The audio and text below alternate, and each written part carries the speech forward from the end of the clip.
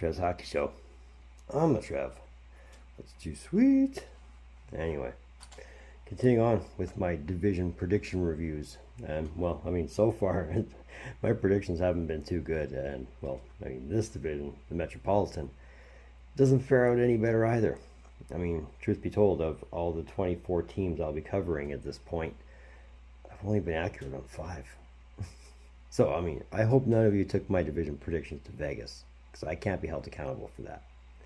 But either way, I'm just going to go over how I predicted divisions to go at the beginning of the year.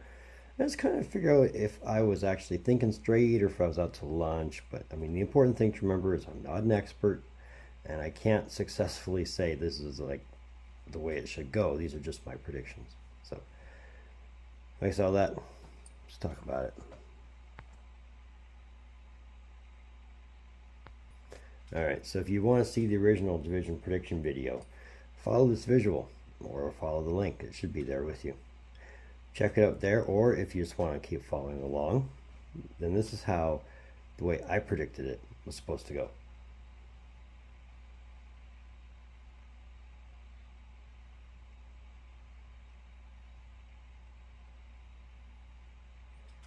And here's how it actually went.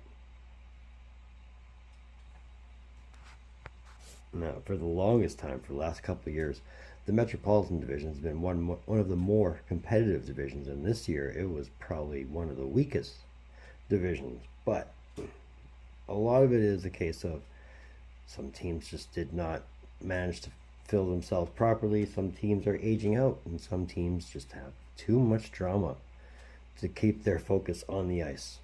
But we'll go over the way the season ended and compare it with how my picks went, starting from 8 to 1. So starting at number 8, talk about the Flyers. Alright, so the Flyers really just were a victim of guilty circumstance. They just did not start well and did not seem to pick up the pace from that point. So it was just a bad year all the way around, and you knew it was bad when they fired John Tortorella 9 games before the season actually ended, having Brad Shaw in the interim. But I mean, under Shaw, they went undefeated in the first 4 games. So there's that. I mean, with the presence of Michkov in the lineup, that's always a good thing to say, hey, we've got future prospects.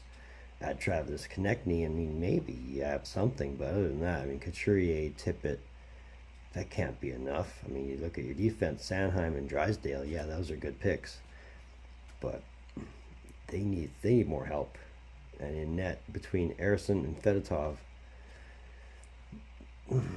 both of them are posting a 3-point goals against. Well, you need something a little bit better than a 3-point plus goals against. Like, the idea is to win games, not to give them up by 3 or more goals. So here's hoping at some point Philly actually figures out the formula, because going on, how many years is it now? 5 straight years and no playoffs? Yeah, no, something's got to give at some point, even for Philly. Penguins. So again, another one of those situations where they started off slow and did not keep up with the pace. But for players like Sidney Crosby, he still got it. I mean, 91 points when your next closest competition on the team is Rickard Rakell at 70 points. But you look at guys like Erik Karlsson, who had 100 plus points a couple of years ago, down to 53, and Evgeny Malkin, who's definitely showing his decline at only 50 points this season. So is it a case of aging out, or is it a case of just not enough talent to fill the void? But outside that, you take out Karlsson, you take out Letang, Grzelcyk, Timmins. What do you really got on defense going at that point, right? Pittsburgh needs something big, something huge. I mean, in net, Tristan Jarry, who was playing up and down all season, actually went down to the minors for a bit. And Alex Nedeljkovic, I mean, he scores goals and assists in the same game. It's got to get better in Pittsburgh. I mean, yeah, the chances are it probably will get worse before it gets better, but at some point, if Pittsburgh wants to be as relevant as they've been for the last 20 years, improvements must be made. the Islanders. Alright, so first full season under Patrick Waugh, and it didn't really go well. At least not as well as it should have. I mean, the idea was with Waugh behind the bench, there was no way they were going to miss the playoffs, but for the first time in 3 years, they've missed the playoffs. And none of their players cracked the 60-point mark. I mean, Bo Horvat was your leading point scorer with 57 points. Anders Lee had 54. So, I mean, scoring needs to be there. On defense, Dobson, Pollock, and Pelch are probably your best names. But other than that, it's not looking good. And Sorokin, I mean, with his 2.71 goals against, I mean, yeah, it's a good turnout for the Islanders. It's good to see that, you know, the goaltending's at least got some part down, but without proper offense and without defense to help keep the ship afloat, it'll be a very, very long time before anything happens good in New York. But we'll see. I mean, maybe the right kind of pick and the right kind of player will come along during free agency to help boost the spirits of the Islanders. Rangers. Oh, how the mighty have fallen. I picked them to finish first in the Metro. Yeah, they didn't even make the playoffs. That happens when, you know, drama is bound to be afloat. And I mean, the best move the Rangers made this season was trading Capo Caco to Seattle. Thanks, guys. Panarin and Miller were your two leading scorers. And, you know, Panarin didn't even crack 90 points. He was a point short, but... And Miller, I mean, coming back over from Vancouver, thanks to all the drama that he was experiencing with Pettersson, on paper it looked like it was going to help, but it really didn't help at all. Zibanejad closes out with 62. Yeah, it's still respectable. Trocheck came close to a 60-point, and Lafreniere, who I thought was going to be a bust-out this season, it was only 45 points. So if that's a bust-out season, yeah, I'd hate to see what he does for an encore. Something's going to change in New York. Something has to change in New York because the dynamic is gone. Thanks to team drama, it's a case of, well, who's watching what and who's doing who, right? But I don't know how much better it'll get in how much time. That's just my uneducated guess. Blue Jackets. Now here's a big oops on my part. I picked Columbus. I locked them in. That was my shoe-in of the week. I picked Columbus to finish 8th in the Metro Division because I thought with everything that happened with them coming into the season, during the off-season, whatever else, I thought that was going to weigh on them a lot. But if anything, they really rebounded from it and, you know, actually play with motivation because of it. And, you know, they came within 2 points of the playoffs. It would have been so sweet to see Columbus in there just to sneak in on game 82, but meh, alas, things like that just do not happen in Columbus. But Werenski proved to be the defenseman of the future, bringing in the point per game average at 82 points. But I mean, Kirill Marchenko, you know, doing what Kirill Marchenko does, you know, 74 points was nothing to sneeze at. At Sean Monahan, Ken Johnson, Adam Fantilli, you got solid pieces in Columbus. It's just a matter of making it all work and getting to the playoffs. Again, with Werenski, Provorov, and Fabro, even Severson on defense, it could be good if you give it enough time to flourish. Merzlikins, well, who knows what's happening with Merzlikins in Columbus? I don't know if I've ever heard if his trade request was rescinded or not. So one has to imagine that his time in Columbus is borrowed until something happens. But yeah, no, it would have been nice given how the season went and the streak they were on since the Stadium Series. Like, they were just playing their hearts out, and rightfully so. I mean, trying to get to the playoffs, you kind of want to do that, right? But it'd be fun to see what happens with Columbus next year. The Devils. So one of the two I picked right in this division for this season. I mean, really, it could have been so much better. I mean, they could have actually gotten as close as second if there weren't points where they were up and down or up and down. But they kept through, so that's a good thing. And between guys like Jesper Bratt and Jack Hughes, even Nico Hischier really starting to develop and to come into the player that he is on his own. it's a good time to be in Jersey, especially as a fan. I mean, Luke Hughes and Dougie Hamilton on defense, along with even Brian Dumoulin. That's a pretty solid defense right there.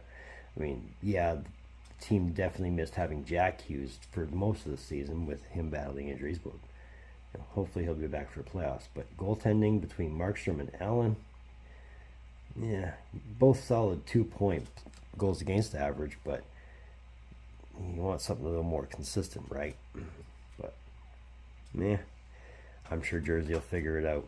And going into the playoffs against the Carolina Hurricanes, it could be an interesting ride. I mean, I'm not too sure how the defense will be able to help out Markstrom, because I imagine he'll be facing a lot of shots in this series, but I was hoping they managed to find a way.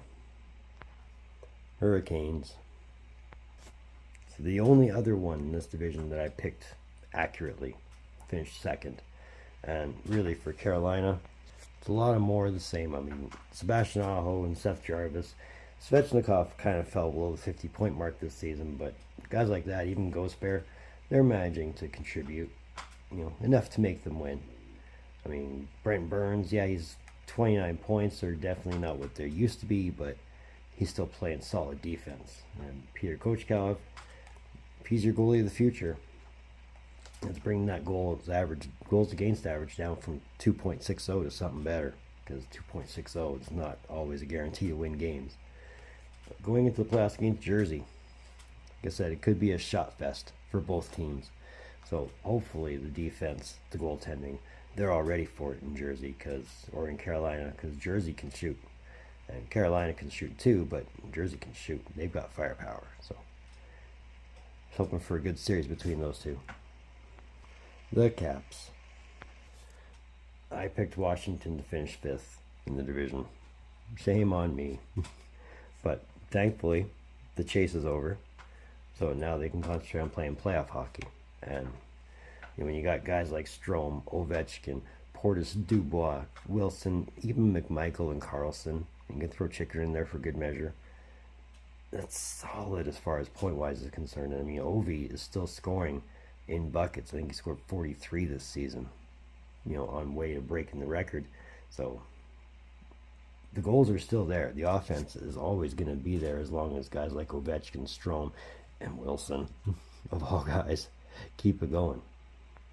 On defense, Carlson, Chychrun, Sandin, and Farabee, they hold it down nicely.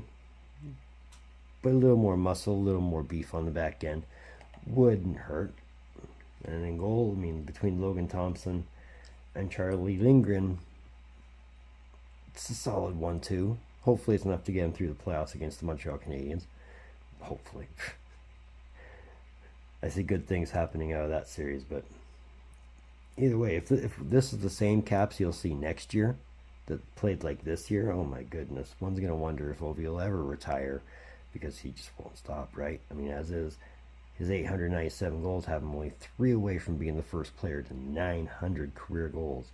And he said he's not retiring anytime soon, so you got to think 900 and what to end this career. But either way, watching them against Montreal could be quick, over, and easy.